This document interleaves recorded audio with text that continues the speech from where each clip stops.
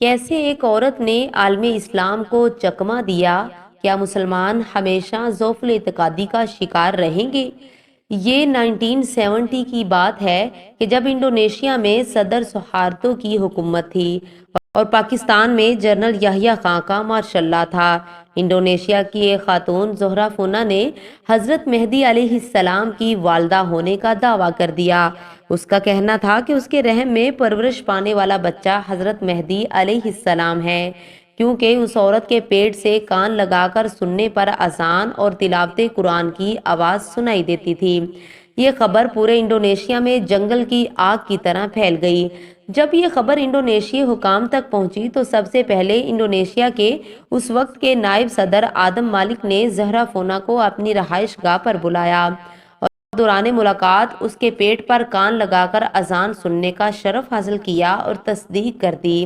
اس کے بعد انڈونیشیا کے وزیر مذہبی امور محمد ڈیچلن نے بھی اذان سنی اور ایک بیان جاری کیا کہ امام شافعی بھی 3 سال اپنی ماں کے رحم میں رہے تھے، تو امام مہدی کیوں رحم سے اذان نہیں دے سکتے؟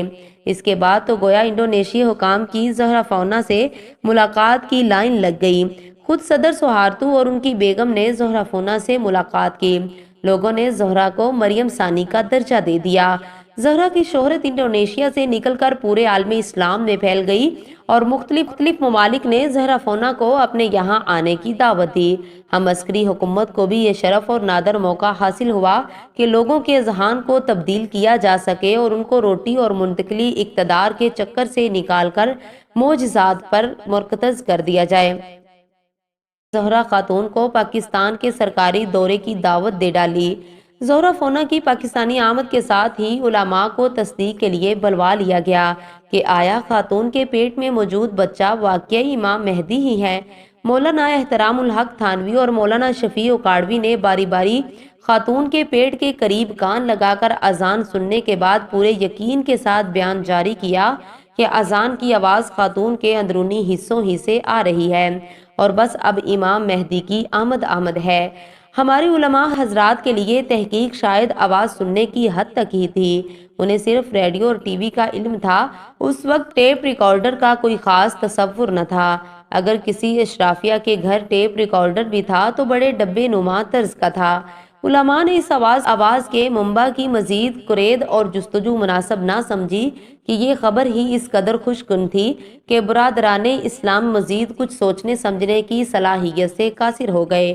نہ صرف ہمارے علماء بلکہ انڈونیشی جید علماء اور عالم اسلام کے دیگر ممالک کے عالم بھی اس ضعف الاعتقادی میں آ گئے۔ کراچی کی تقریباً 5 لاکھ سے زائد آبادی نے اور تمام مسالکے اور مکاتب فکر کے جید علماء نے زہرہ فونا کی امامت میں نماز جمعہ ادا کرنے کی سعادت حاصل کی۔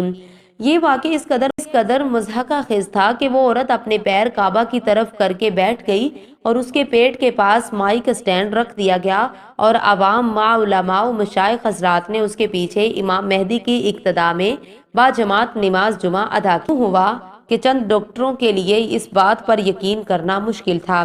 چنانچہ انہوں نے صحیح صورتحال کو جاننے کی ٹھان لی، مگر زہرہ فونا ہر دفعہ انہیں چکر دے کر نکل جاتی۔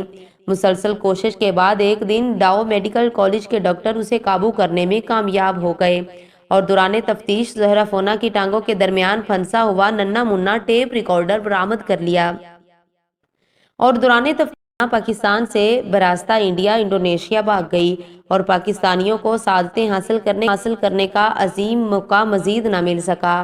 بعد میں زہرہ فونا اور اس کا شوہر انڈونیشیا میں گرفتار ہوئے اور انہوں نے قبول کیا کہ یہ سب انہوں نے دولت اور شہرت حاصل کرنے کے لیے کیا تھا۔ دنیا آج بھی اس واقعے کو یاد کر کے مسلمانان عالم پر ہنستی ہے۔ مزید ویڈیوز کے لیے چینل کو سبسکرائب ضرور کریں۔